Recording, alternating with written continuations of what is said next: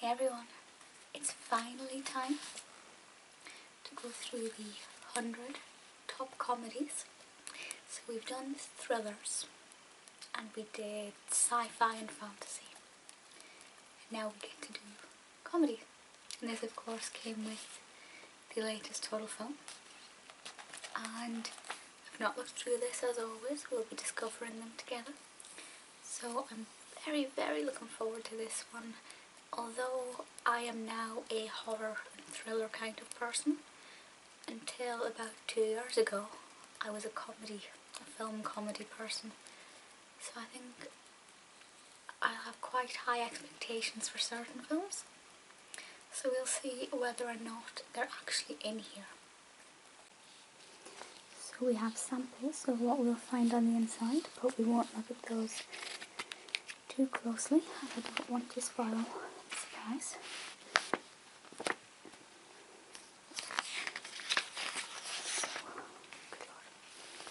Okay, so number 1 we have Dumb and Dumber, which I've not seen in a very long time.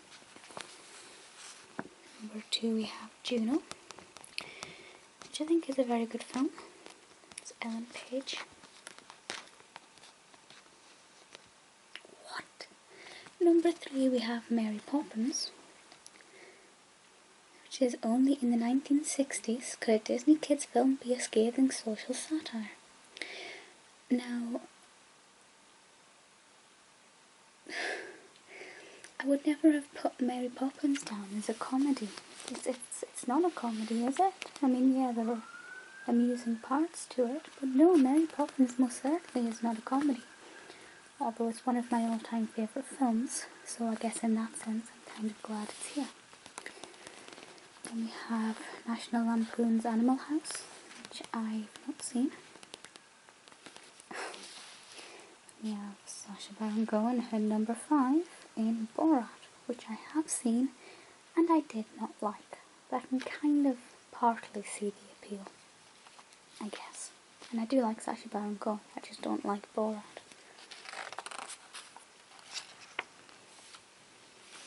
Wayne's World, at number 6, which I haven't seen.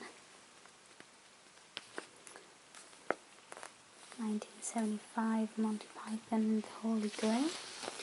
I don't know if I've seen it all the way through. I've definitely seen bits of it, but I don't think I've seen it all the way through. Not really a Monty Python fan, to be honest. Weird Science, 1985. Updating Frankenstein with a flirty nod and a wink. John Hughes' third film, saturated in the giddy blush of first love and lust as geeks Gary Wallace and Wyatt Donnelly create the ultimate woman using their computer. Okay, that sounds incredible. I actually have to definitely see that. Number 9 is Dazed and Confused. Then we have our oldest edition so far, is the 1940 film, His Girl Friday. Is that a parody on Man Friday or something? I'm not sure. And then number 11 is The Apartment, which I haven't heard of. We have what is dubbed a romance film, The Swingers, 1996. Vince Vaughn though. Quite young there. No, not sure it's a film I fancy, but I do like Vince Vaughn, so maybe eventually.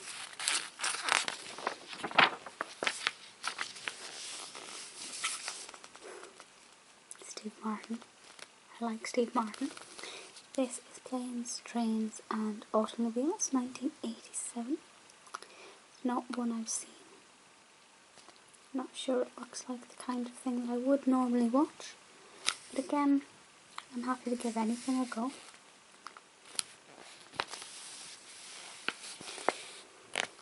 This is Spinal Tap, 1984, which I know is a very popular film. Then we have one that I don't want to confess to have never seen, but I haven't seen, the Pink Panther. It's a 1966, I will try that again, the 1963 one. Now one I have seen at number 16 is The Hangover.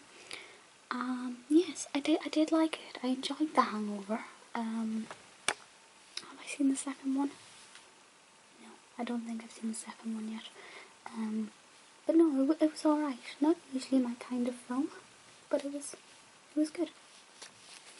Number 17 is Annie Hall.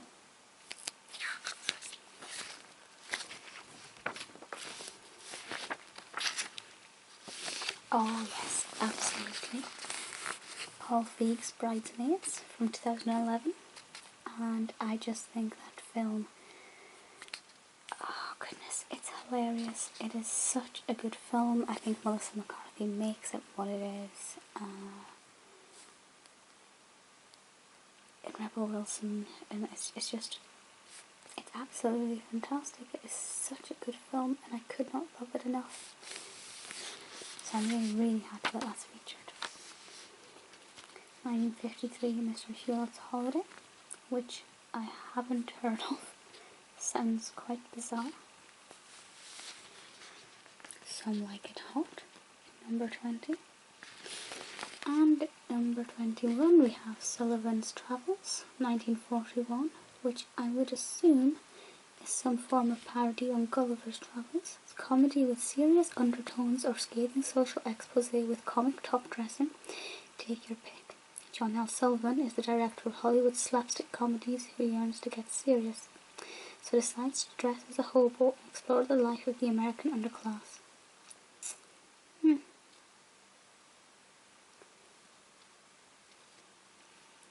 It sounds quite bizarre actually. You'll have to see. If you've seen it, let me know if it's any good.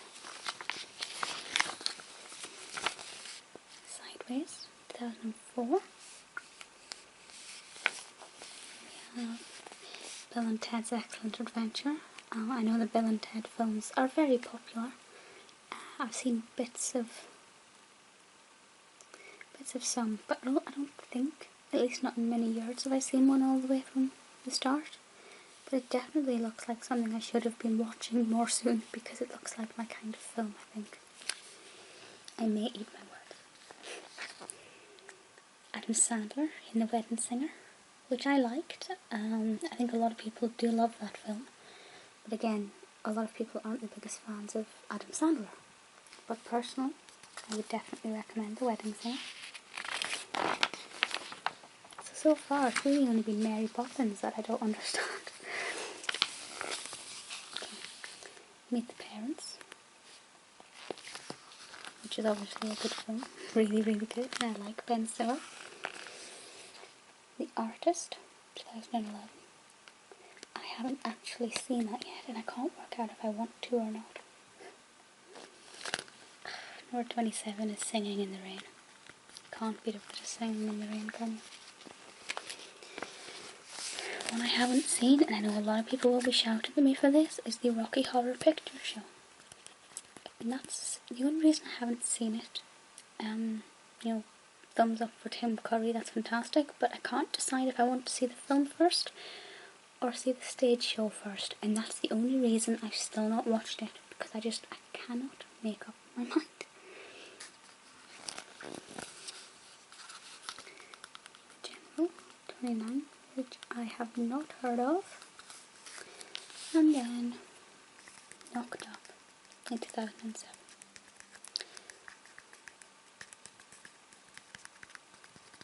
Not really the best of films, but nothing wrong with it. We have Bad Santa, Billy Bob Thornton. Apparently it was originally intended for Bill Murray.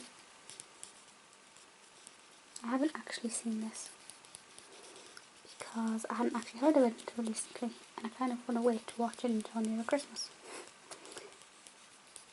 I've heard a lot of very good things about it, so I'm looking forward to that.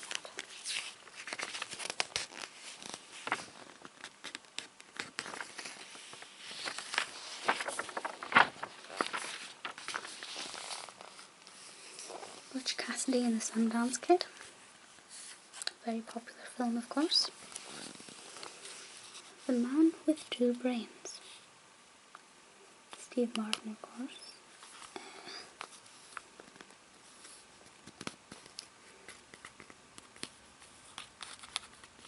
Yeah, that actually looks quite amusing, quite hilarious. I haven't seen it, but I think I'm gonna have to. All About Eve, which just makes me think of All About Steve, and then that makes me think of Sandra Bullock, and then my brain goes on a very interesting journey after that. Writer-director Joseph L. Mankiewicz says he wrote for audiences who come to listen to a film as well as look at it. Hence the urban relish in his bat-black backstage comedy about narcissistic New York theatre folk, the deceptively complex script for which oozes acidity.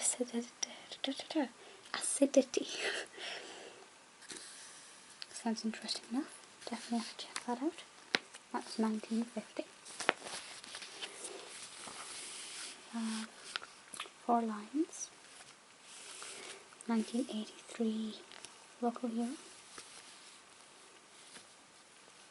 1938 Bringing Up a Baby, which I don't believe I've seen. We have... This is a very weird moment in my life because I've definitely seen There's Something About Mary. I watched it a couple of weeks ago maybe, and I have no recollection of this scene. Oh no, yes I do, because that's her brother. Yes, no, I remember it now. No, I was definitely just having a moment. I do remember that scene, and it's a very, very good film. I do like Cameron Diaz.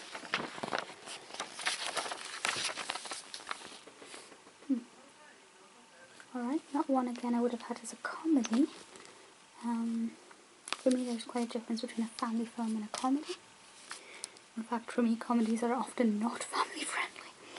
We have Toy Story.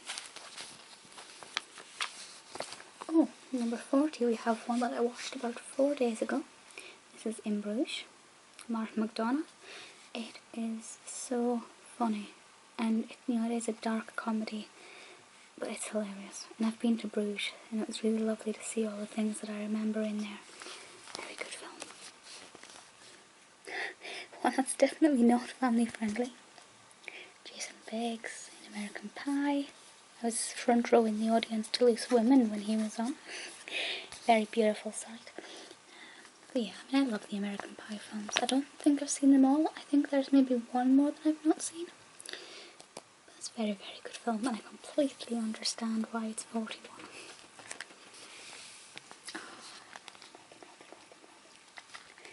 Good Morning Vietnam.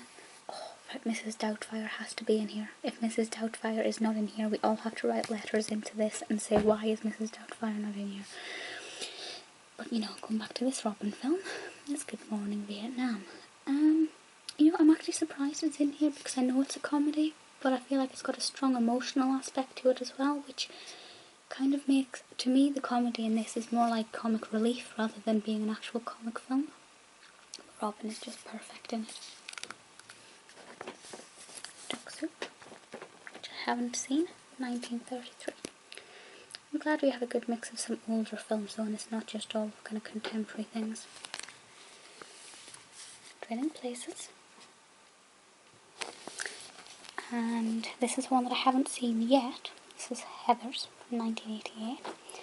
But being a great fan of Winona Ryder, it's definitely on my list to see as soon as possible.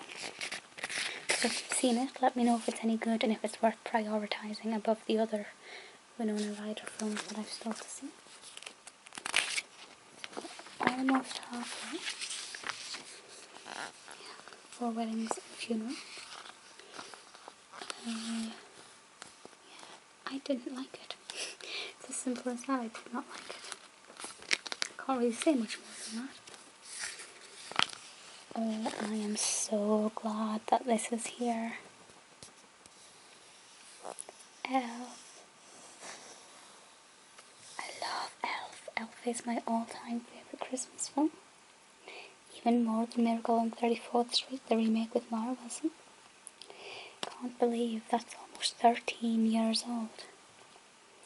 But it is, it's just, and Will Ferrell's fantastic. It's just, it's so amazing. I love it. Being John Malkovich is a very bizarre film about a guy who becomes John Malkovich by entering his mind through a secret door in his new place of work. It's so weird. Cameron Diaz looks very different in it. But it's a really, really wonderful film. And then, almost midway, we have Midnight Run, which I'm not even sure if I've heard of it. Which may be commercial. So, we have a very peculiar title, Dr. Strangelove, or How I Learned to Stop Worrying and Love the Bomb. One I want to watch simply out of curiosity, I think. So, 51, we have Silver Linings Playbook, which is a very good film. Jennifer Lawrence replacing a departing Anne Hathaway. I did not know that. Would be a different film, I think. But yes, I certainly would not have had that down as a comedy. Absolutely would not have had that as a comedy. But it's a great film nonetheless. And a film that I don't like is Ghostbusters. And the reason I don't like it is because it was too fantasy. I would have loved it if it was just supernatural, just paranormal. But as soon as you bring in that fantasy element, you're combining genres. And I think it's very hard to get that combination right. And for me, they just didn't. But I am very much looking forward to seeing the remake. All female. I'm going to ask a weird question. Breasts don't look like they're part of the set. Is it just me? Or is that just really weird? Yeah, she doesn't normally look like that. That's not just me being nasty about Lindsay Lohan. It's just a really weird positioning picture. Anyway, Mean Girls, which I liked when I watched it as a child, but I don't have that same connection with it that I know that a lot of people do. Yes, a lot of people absolutely adore Mean Girls, and for me, just no. Beverly Hills Cops, 1984. Then we have a very, very popular film, Who Framed Roger Rabbit. I'm pretty sure that's supposed to have a question mark. Is it not a question? I've always written it with it is. Is it me that's been writing it wrong, incorrectly? Very possibly. But I will own up to that if that is the case. Oh, look at that. Mac product placement. It Happened One Night. I've never heard of that 1934 film. Then we have Austin Powers, International Man of Mystery. Dare I confess to having never seen an Austin Powers film all the way through. In fact, oh look at that, that's just lovely. All that pink, I love that. But no, I'm really looking forward to watching that, as it's been on my list for quite a while, any of the Austin Powers films. So we'll see.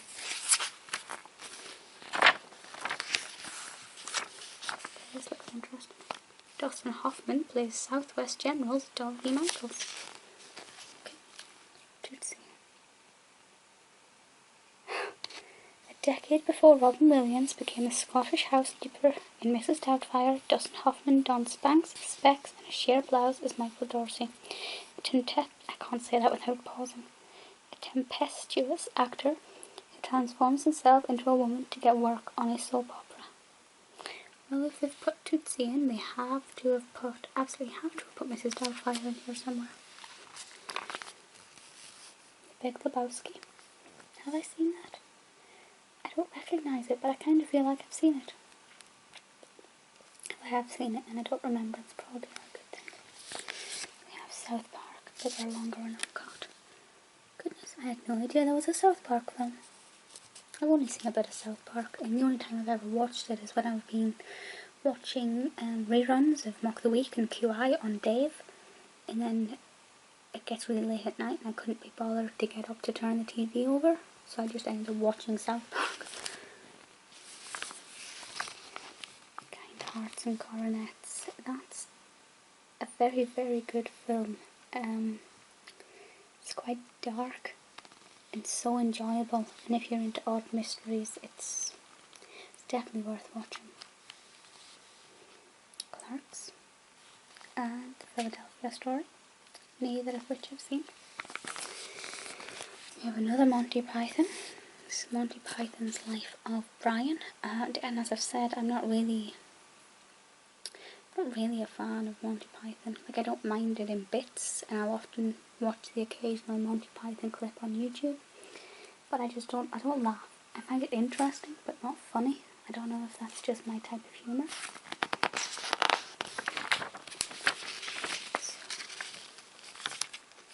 Oh goodness. Okay, I'm going to try this, but my French is awful. Regle Du Jeu. Somebody please phonetically type that for me if you know how to pronounce it. And at 66 we have When Harry Met Sally, which I don't think I've seen. In fact, no, I haven't seen it. Big, with Tom Hanks, when he's a little boy in a man's body, which sounds a lot more disturbing than I meant it to. That's a very, very good film. It's kind of like, I watched it, somebody recommended it to me after I watched Robin Williams in Jack. And it's kind of got a similar feeling to it, except maybe in reverse, if that makes any sense. Everything is Awesome. Lego Movie at 68. Again, I wouldn't have had it as a comedy, but I did laugh a lot. I laughed a lot during this film, so it is very funny. I do love it. I'm so glad it's here. One which I must certainly would not under any circumstances have put down as a comedy is Inside Out. When sadness face plants the floor, I kind of thought that was rather funny. But no, to me it's more of an emotive, thought-provoking Disney than it is a comedy. But it's a very good film, so... Gene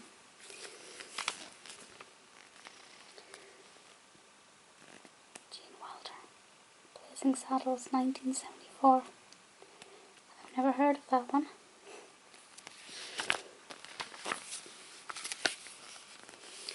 Number 71, I've not heard of either. Oh, it says Camden. It says Camden. Withnail and I. In 60s Camden, two resting actors, Withnail and I, are associated with a life of booze, drugs, and rubbing up against radiators for warmth. They embark on a trip to a randy uncle's holiday cottage in the Lake District. Oh, so it's not actually filmed in Camden. Okay, I'm not going to rush and see that then. Got really excitement there. No, it does sound interesting, and I'm going to definitely add that to my list. 21 Jump Street, 2012, which is a good film. I do like it. Monsters Inc., 2001, sorry. Which, yeah, is actually funny. It's probably one of the most comedic of Disney Pixar's. I do like it. Very good. Galaxy Quest, Alan Rickman. Very, very good film. About a bunch of down and out actors who, yeah, it's very good. It's a bit different, but it's all about conventions and Comic-Cons and pretending to be the characters instead of being an actor. It's so funny. I do like it. Producers, which I haven't seen for the same reason that I haven't seen Rocky Horror, because I don't know if I want to see the film first or I want to see it on stage. So as soon as I make that decision, I will watch it at some point. The Grand Budapest Hotel, which I wasn't that impressed with. It was good, don't get me wrong, but no, I didn't think it was that great. 77 is Bull Durham, which I've not heard of, but it's a baseball dramedy in which veteran catcher Crash Davis is brought in to teach hothead rookie Nuke some maturity in life as in his game.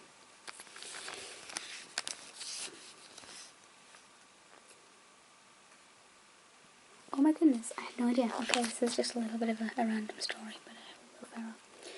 It's Anchorman, The Legend of Ron Burgundy. And it says here, get your I Love Lamp t-shirts online. When I was about 12 or 13, just started secondary school, all the boys in my class were going around saying, I love lamp. I had no idea where that came from or what they were going on about, and it would have been when I started secondary school in 2004. So that's clearly where that came from. So that's very bizarre. Definitely have to see that. And we're seriously running out of room for Mrs. Doubtfire, so hopefully that'll get in soon. But personal favourite, Bridget Jones's Diary, which I adore, and I love the second one, and I cannot wait for the third one. So excited. Ferris Bueller's Day Off, with a very young and very dashing Matthew Broderick. Really good film. Superbad, which I watched a couple of weeks ago. It wasn't like hilarious, but it was good, and I would definitely recommend you watch it. Harold and Maude, which I've heard of, but not seen, so I can't comment. Okay, we have 18 left to get Mrs. Doubtfire in here, and I can only hope that number 1 isn't the best and number 100's the worst, otherwise, you know, that's not right. Zoolander at 83. I love Zoolander. I know a lot of people don't like it, and a lot of people were rolling their eyes when there's the announcement about Zoolander 2, but personally, I loved it. 84 is Team America World Police, which I haven't heard of, but it's from South Park creators, so that will not be going to the top of my watch list. Airplane.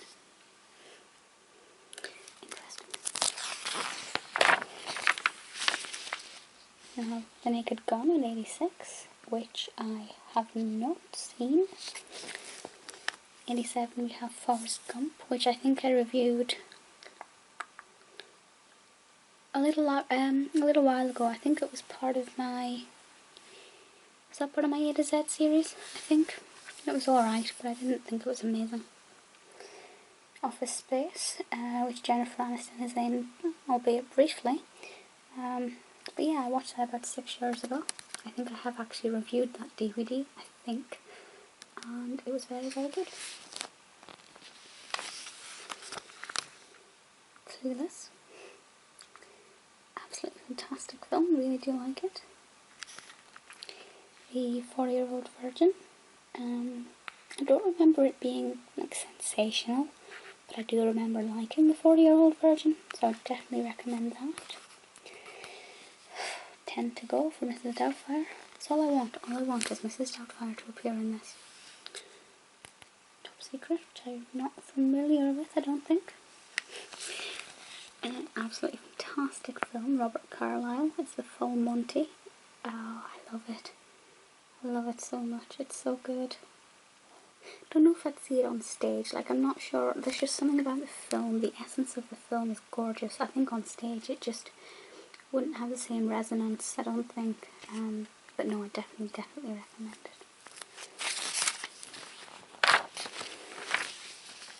93 we have MASH, which is very popular but not one that I've seen. Oh, we have what I believe is our first Charlie Chaplin in here from 1931. This is City Lights. And I'm not really sure I like Charlie Chaplin. Like, I completely appreciate his work as part of cinematic history, but I've only seen maybe 1 or 2 of his films that I thought were actually enjoyable to watch rather than studying as a piece of history. That's just me. Manhattan, which I haven't seen. And Despicable Me. Bottom. Okay, the Blues Brothers, we're getting there. We have 3 left. Mrs. Doubtfire has to be in here, that's all I ask. I mean, there are loads of other comedies that I personally just love. Like, I've just watched The Proposal recently and I thought it was astounding. So I think for the last 3, I want Mrs. Doubtfire, our proposal. Wow, there's a distinct lack of Johnny Depp in here, isn't there? I've only just realised that. Johnny Depp has done some absolutely incredible comedies. Okay, so we need a Mrs. Doubtfire, we need the proposal, and we need any Johnny Depp that is funny. Any at all, please. Oh my goodness.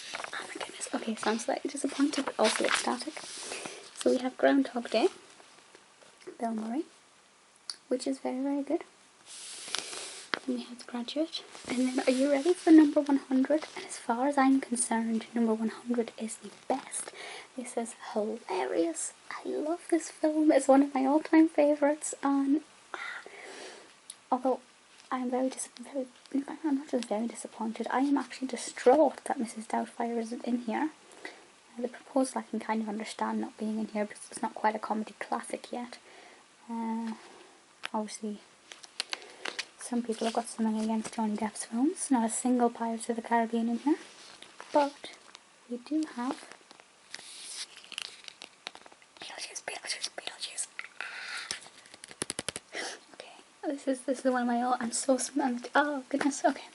After fallouts with Disney and a hit with Pee-wee's Big Adventure, Tim Burton got the juice his career needed. It wasn't plain sailing though. Michael McDowell's original script was too grim for a feel-good movie about death, and Warner Brothers actually considered the title Scared Shitless, true story, when Burton suggested it as a joke. Sammy Davis Jr. was almost cast as the Say It 3 times zombie hired by newlyweds to rid their haunt of living yuppie scum, until David Geffen suggested Michael Keaton, who erupted from the screen like hot lava, as eye-boggling bio-exorcist Beetlejuice, Beetleguys. The wired hybrid of Burton's righteous visuals, Warren Scarron's musical script rewrite, and Keaton's show-stealing 17.5 minutes screen time turned the afterlife into a deathless blast. Even after Burton's many variations on its outsider sympathies, Beetlejuice still feels fresh. Beetlejuice. So, okay, I'm very disappointed that Mrs. Doubtfire wasn't in here, and I cannot actually believe it, but Beetlejuice was great. And I don't know if that's it. I don't know if we're getting any more 100 must-see movies, because what's left? Family, horror. Hopefully we'll get some more. Let me just grab, ouch, can't reach, the actual magazine itself and see if there's a in the next issue kind of thing. I haven't read this yet, so I don't want to spoil it quite yet, but anything jumps out of me. Okay, I'm not sure. But yeah, obviously if there is another one, I will most certainly do that video. Please let me know which comedies you think should have been in here. As I said, I didn't miss it, did I? I just can't get my head around the fact that Mrs. Doubtfire wasn't in here. So I'm just casually glancing my eyes over these. I mean, we didn't miss it, did we? The Parents, the Artist, Knocked Up, In Bruges, Good Morning Now, Silver Linings, Silver Lining, how can... No. Tootsie. I will forever hate Tootsie. If that's got to be Mrs. Doubtfire. I don't understand it.